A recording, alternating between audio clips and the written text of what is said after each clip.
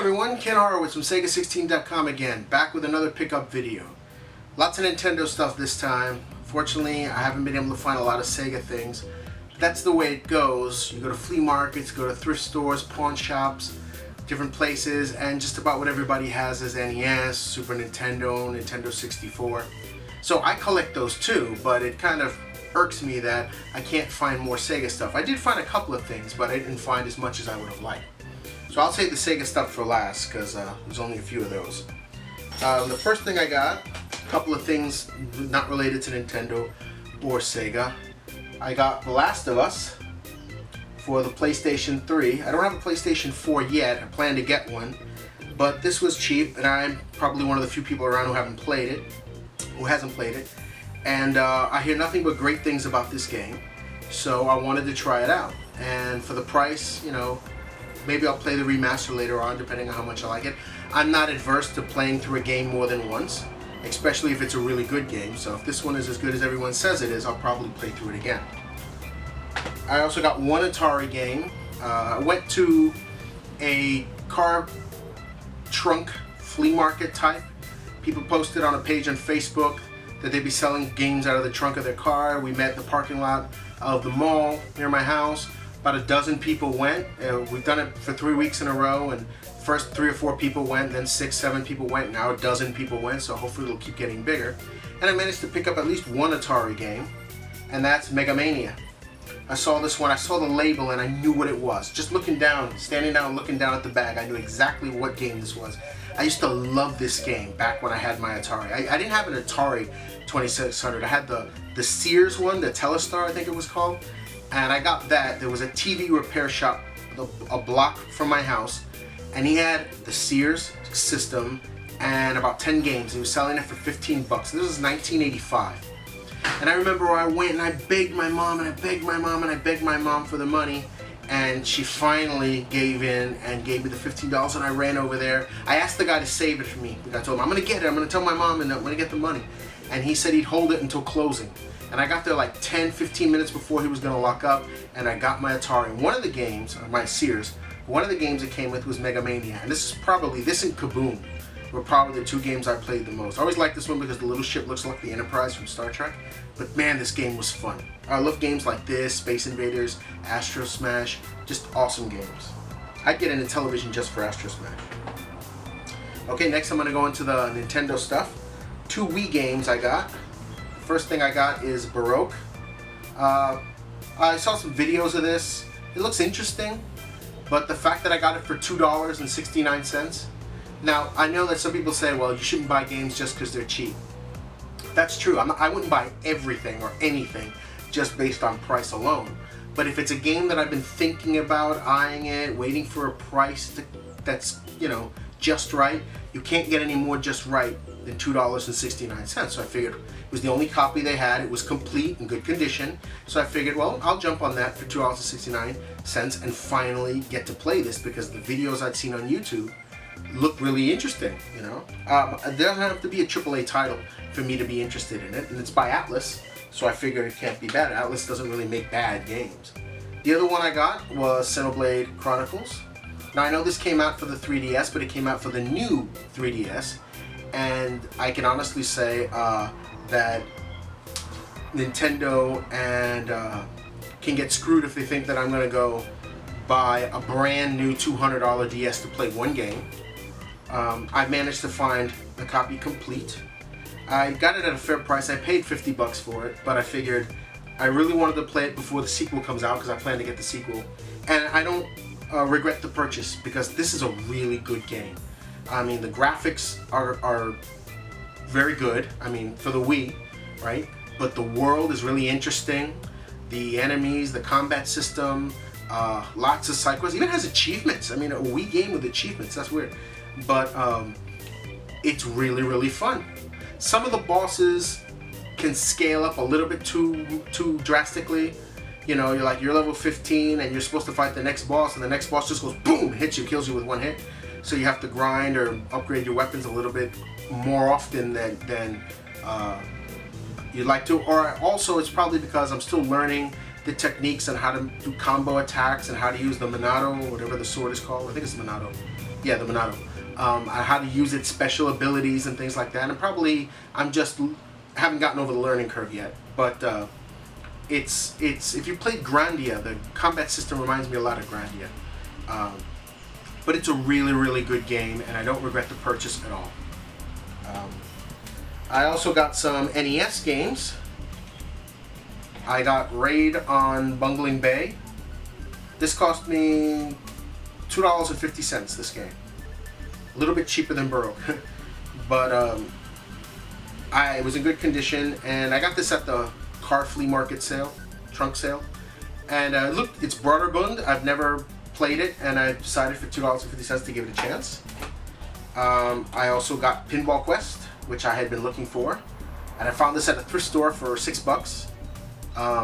So I'm very happy I got that. That's a really interesting game. I mean, I like what they did with the pinball, the whole pinball dynamic, and they actually made it a lot more interesting. It's not just straight up pinball. Very few pinball games do actual pinball right, especially on older systems. The physics are usually off, and we'll see an example of that in a minute. Another example of that. But this one actually did something beyond that that I found really interesting. And the last NES game I got was probably the favorite of the bunch, which was Guerrilla War. This game is awesome. This game is what Ikari Warriors on NES should have been. I have Ikari Warriors on NES, and it's amazing that they released 3 games in that series on NES, and they all suck. And this one is awesome. This is what Ikari Warriors should have been. But, you know, well, don't play Ikari Warriors, play Guerrilla War. This game is awesome. I love early SNK. When people think of SNK, they think Neo Geo. When they think Neo Geo, they think King of Fighters, Art of Fighting, Fatal Fury. And I'm not a fighting game fan. When I think SNK, I'm thinking Iron Tank, Guerrilla War, POW, Prison of War, the earlier games. And I really, Magician Lord, Cyberlip, you know, and I really wish, that's why when we got the SNK collection, the Neo Geo collection, I was hoping to have more of those games. I wanted to play Cyberlip, I wanted to play Sengoku and those other older games that weren't just fighting games. But the early SNK on NES, I love them. Iron Tank, POW, this, great, great games. I got one Game Boy Advance game, and that's Banjo-Kazooie Gunty's Revenge. This was $3. I bought this one specifically because I also got Banjo-Kazooie. Now, I've never played more than about 10 minutes of Banjo-Kazooie, which is odd considering how famous the game is and how long it's been around, and it's on Xbox 360 arcade and everything. But that was at a good price, and I figured, you know, I'm trying to give the N64 a chance because I had it, I bought it on launch day, played Mario to death. I mean, I played Mario 64 to death, but honestly, what else were you gonna play? Pilot Wings? Okay, fine, you play Pilot Wings, then what? They were all of 2 games, you know. But then the Saturn came out, you know, the Saturn was already out, but I was interested in the Saturn and the PlayStation, and N64 was, you know, because it was a far cry from the Super Nintendo. But now I've gone back to it, I want to try and give it a chance, and I want to play through Banjo-Kazooie. I also got, via trade, I got Flying Dragon, which I saw videos on YouTube when he offered it to me, and I was like, it's a fighting game. But then I looked on the box, I saw a scan of the box, and it said that it had like an RPG mode, and so that sounded interesting, so I figured I'll give it a chance. And Quest 64. Now everybody knocks this game. I mean, everybody knocks this game.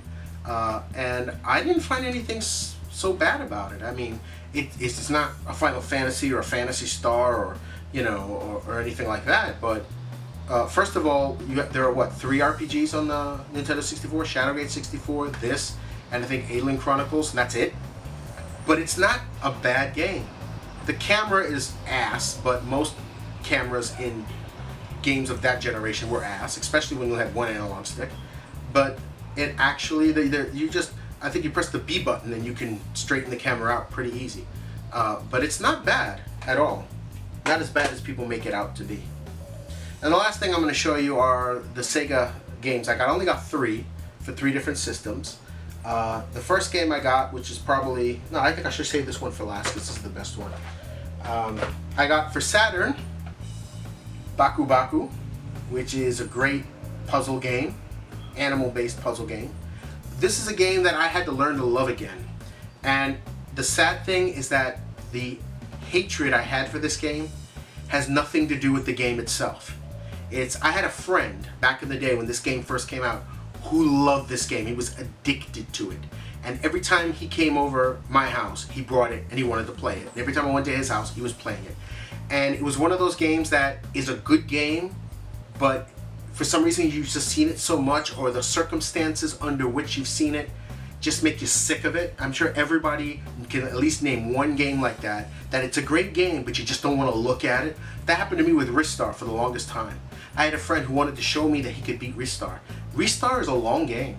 He came over my house to play it when I was planning on going out, and I didn't have the heart to tell him to get lost, so I let him play. It took him 3 hours to beat Ristar.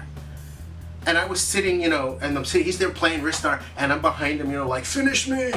3 hours playing this game, and for years I didn't want to look at Ristar. Every time I thought of Ristar, I thought of that moment, and I was like, oh God, I want to see this game. And then I thought, wait, that's not fair. Ristar's a great game. I should disassociate it from that memory and judge it based on its merit, and I did, and now I love Ristar. And Baku Baku had the same thing. For years I couldn't look at this game because of that memory. But then I thought, you know what? It's not Baku Baku's fault. Look, there's a fuzzy panda and a monkey on the cover. How can you blame them? They're innocent. So I went back and I got it, and yes, I'm playing it again, and it is a great game. I want to get the Game Gear version now to see how it compares. But very good game. Bad memory notwithstanding. And the next game I got was Dino Land, which is the example that I mentioned about a pinball game with iffy physics. And while I appreciate the idea, I like the idea of dinosaurs and pinball. I mean, it's Dino Pinball, Jurassic Pinball, it's great. But the physics are off, and that's the whole point of pinball. I shouldn't have to get used to the physics. It's pinball. I should eject the ball onto the field and be able to play across any pinball machine. When you walk into a pinball machine, I understand when you walk into an arcade and play pinball, each machine, because of the weight and everything, might feel a little bit, it has its little perks and it has its little personality, but the actual physics of how you play pinball is universal, and that is something that they didn't manage to do here. And a lot of the older games, older systems, the pinball games were guilty of that. But they at least tried to do something with the theme. I mean, it's got boss battles. You can see it's got little boss battles and things on it. And so it's not a bad game. Like I said, once you get used to it, it's okay. And the last game I got is probably the cream of the crop here, my favorite, as I managed to finally get a complete copy of Land of Illusion for the Game Gear. Been after this one for a while. I have Castle of Illusion on the Game Gear, and this one I went on eBay.